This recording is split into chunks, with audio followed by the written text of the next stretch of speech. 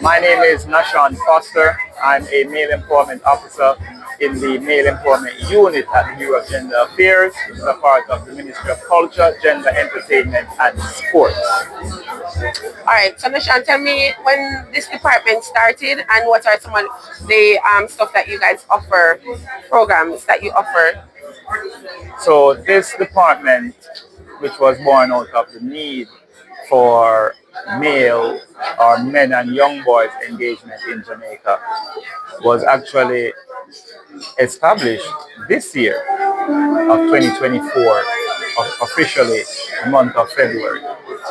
All the programs that we offer are basically, as the name of the department suggests, male empowerment programs and also healthy masculine trait programs. So all these programs involve engagement with at-risk youth, which we also have a male network that across Jamaica in different communities, from inner cities to church groups to community centers, that reaches out to at-risk youths who definitely need a masculine figure intervention in their lives to impart more positive masculine traits and also to ensure that at least they have some idea of what is needed to be a positive male in Jamaica. All right, so a lot of Jamaicans at this point don't know about the services that is offered. How do they get in touch with you guys?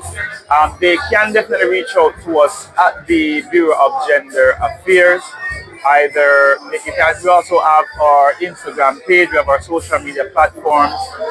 It is Bureau of Gender Affairs, or even through generally the Ministry of Culture, Entertainment and Sport website. And of course also we have phone numbers as well, which we can provide you with, where you can post with it. All right, so today is being celebrated as International Men's Day, and you know that the men always say that they're neglected. So having a day like this to celebrate the men, how does that really feel? I mean, it is very empowering, indeed, because too often men are, I wouldn't say brushed aside, but men are believed that they are okay. And it's also a norm that we men as well have adopted. Once you ask, how are you feeling? It is a common thing to say, everything all right, man, or I'm good. When in reality, we definitely at times ourselves need some intervention or definitely need some assistance in some way, shape, or form. But because of the stereotype that once you're a man, you should not lean on anybody, you should not request or call out for help. So you will find that a lot of men suffer in silence. So to have a day like this in recognition that there are men out there that do need to be recognized, not just that they need help, but also men who contribute positively to the wider world community at large. To know that there's a day like this set aside to say, hey, we see you and we thank you, is very, very empowering and very motivational. All right, so you did say that a lot of men do suffer in silence, which is something that we struggle with as a black community, where when things are happening, we don't seek counseling, we see counseling as taboo.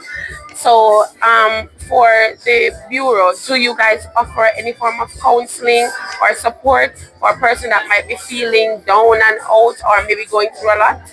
So we as a body itself does not necessarily offer counseling, but what we do is we partner with other stakeholders that we can refer persons that we do believe need that level of assistance to. Right. And I wouldn't necessarily just say understand that Jamaica is predominantly black, but also many one people. So I would say men on a whole, regardless of race, we do suffer in silence. So it's not just a black issue per se, but it's actually a general man issue. Right. So this whole initiative of a daddy daycare, I find it to be amazing because like fathers, sometimes they're at work, they're overwhelmed, some of them are absent. So how do you think this will help to bring fathers closer to the family?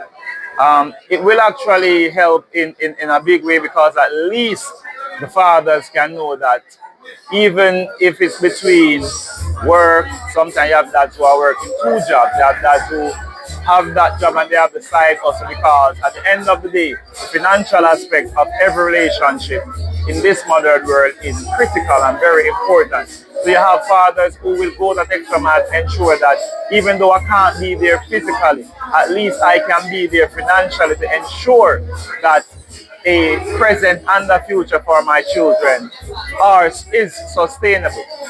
Right, so the daddy daycare, which is us saying, okay, we understand that you're out there in the world, you're working hard. Let's take a little time for you to spend with your children, for you to function and be around other males, to learn how they cope with their families and the different changes that comes along in their life as far as their children is concerned. So it's really us saying, hey, take a load off, learn something, learn other coping mechanisms to help you be a better dad, a better parent, to find that little time that we often believe we can't find to spend time with our children, and for them to also see that a father is in their life and appreciate that they do have a father. So I noticed that there's a lot of young boys in the audience today because different schools were invited. Yes.